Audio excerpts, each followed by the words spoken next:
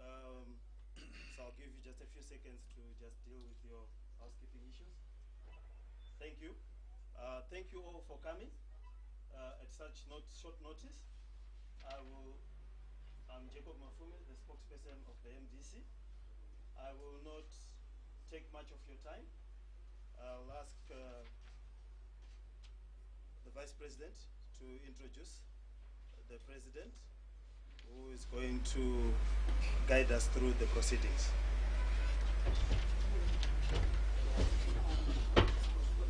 Thank you very much. You are all most welcome, ladies and gentlemen, to this polling audience. But then, without wasting your time, let me ask the President to address. Thank you. Thank you very much, ladies and gentlemen, members of the press corps. Thank you for coming in your in this large number. We are actually appreciating your coming. Without wasting a lot of time, we've also brought all the leaders of the standing committee who are here present. I'm not so sure if I'm going to really waste your time by introducing each and every one of them. It might not be necessary, but just to acknowledge the leaders who are here present, who have come, and also members of the National Executive who are also in our midst. We acknowledge you. We are not going to waste a lot of your time, but just to give a context to this very important meeting.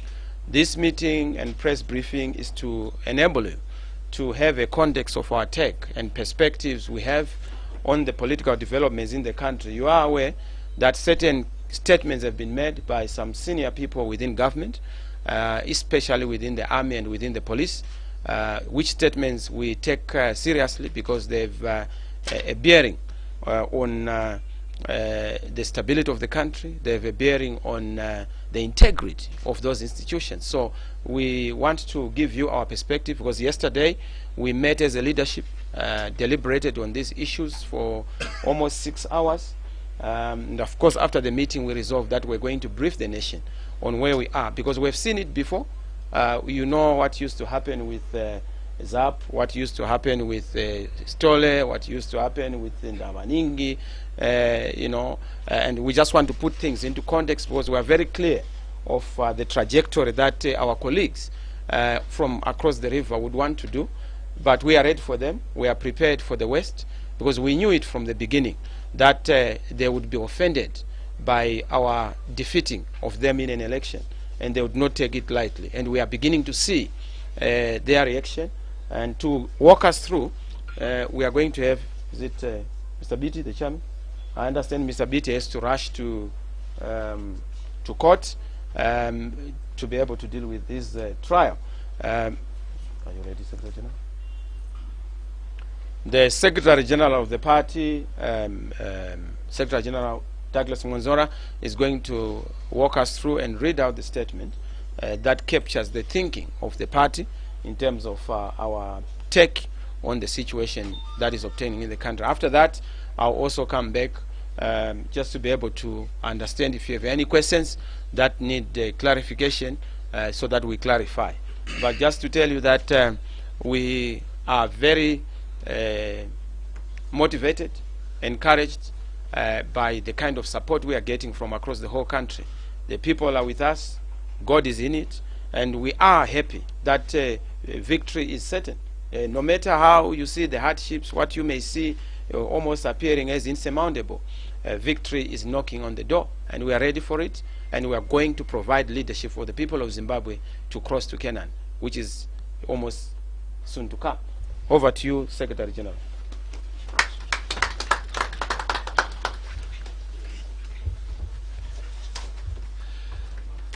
Thank you very much, Mr. President, ladies and gentlemen.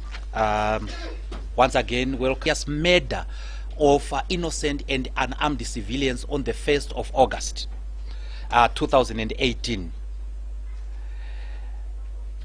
Given the clear constitutional provisions governing the deployment of armed forces, this commission of inquiry is largely unnecessary.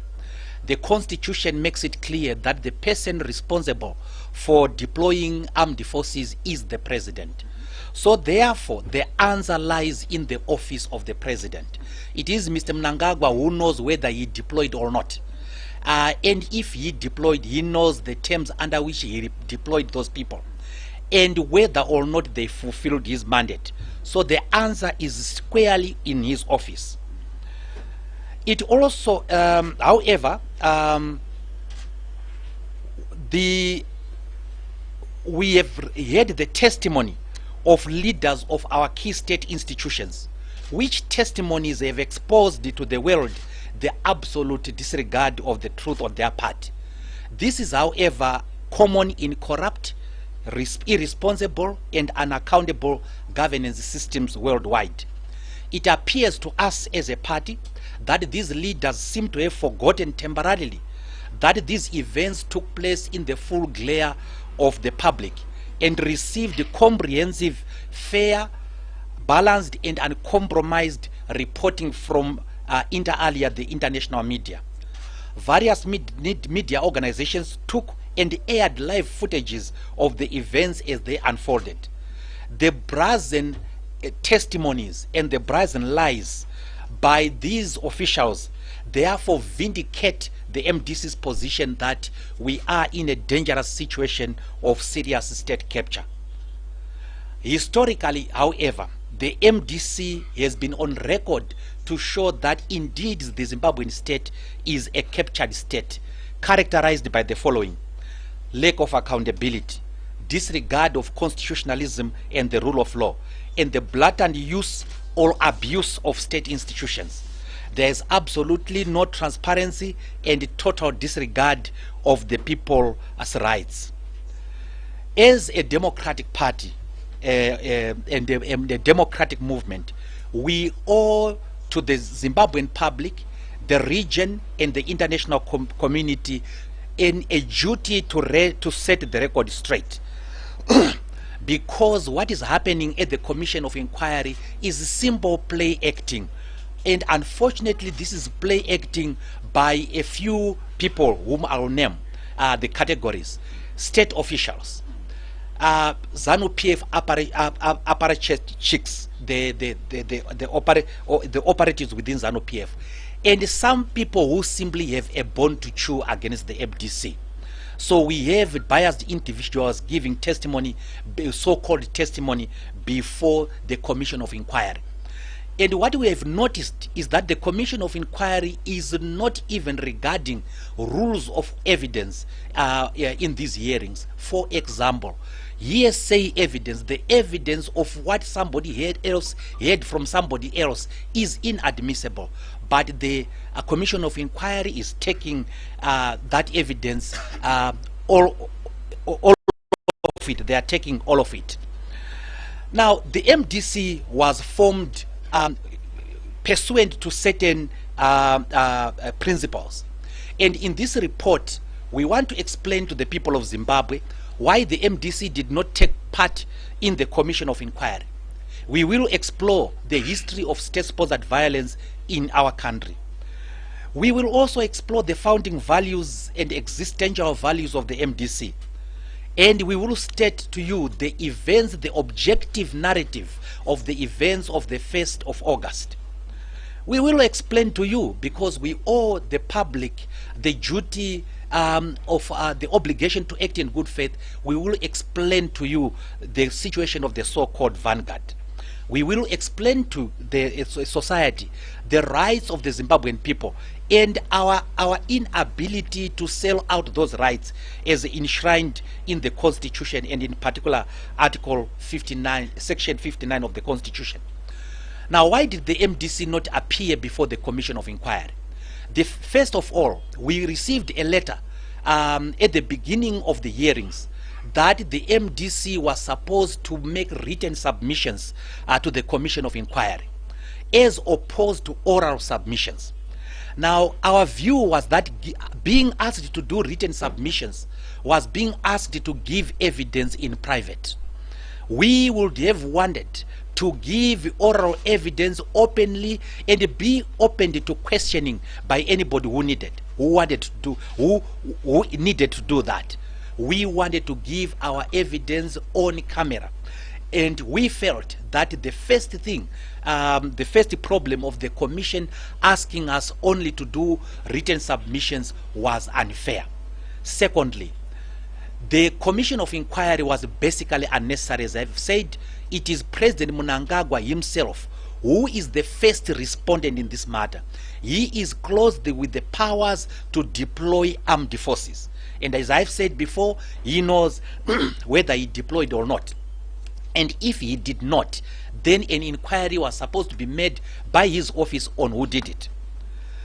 Third, there was a problem of the composition of the commission of inquiry. And in particular, I want to deal with two individuals, the two professors from the university. The first professor is Professor Lovemore Maduku. We have absolutely nothing against him. We know that he was a presidential candidate in the election, and the people spoke in that regard. And as you know, the people spoke overwhelmingly in favor of our president. But that is not the problem that we have with Dr. Maduku or Professor Maduku. The problem with Professor Maduku is that immediately after the 1st of August shootings, Dr. Maduku was interviewed by the ZBC. And on camera, Dr. Maduku blamed the violence on the MDC. So he made his conclusion already. How can a person who has already made his conclusion, who has already made his judgment, be asked to investigate the matter? It is taking things upside down. What starts first are investigations and a hearing and a judgment. Professor Maduku made a judgment condemning the MDC and in particular casting aspersions against the people, the leadership of the MDC. So he was not a fair person.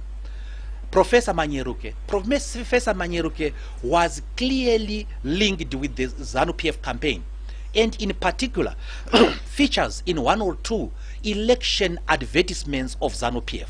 She is a card-carrying official of ZANU-PF, and in particular she expressed the opinion before her appointment about who caused the disturbances of the 1st of August.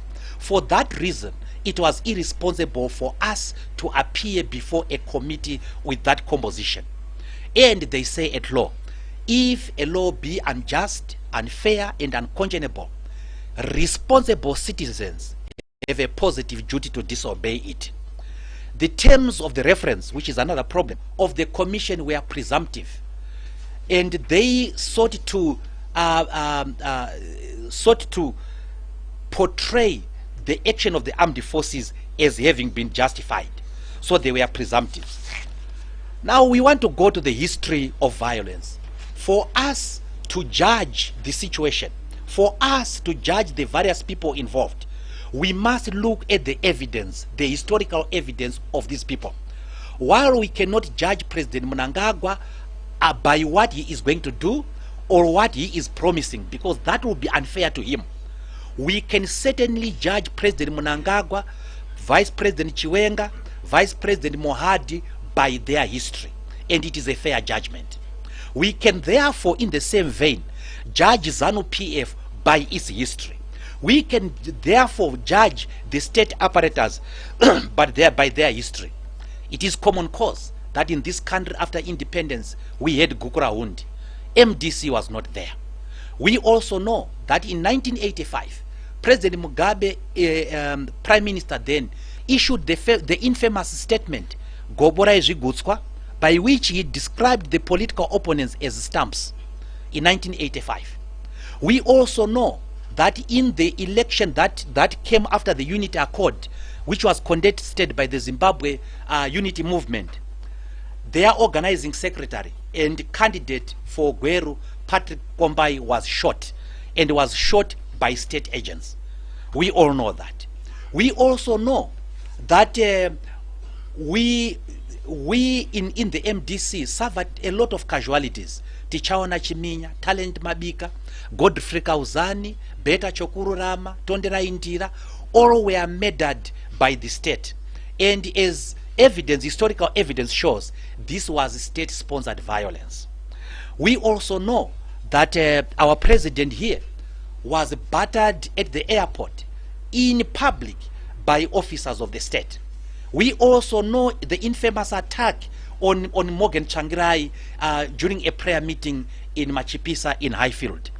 We also know that Itai Zamara disappeared. We also know of the attempts that have been made to abduct various officers of the MDC, including the chief officer himself. We all know that. Now, therefore, what is happening here is a question of deja vu. What happened before? We all know the murder of Gift Tandare and so on. Now let's go to the events of the 1st of August 2018. What is common cause is that the police was present the night before. What is common cause is that armed groups, the state groups were moving around the street. What is common cause is that the military was deployed by whoever. What is common cause? What is clear and undisputed is that people were shot at. What is common cause is that the people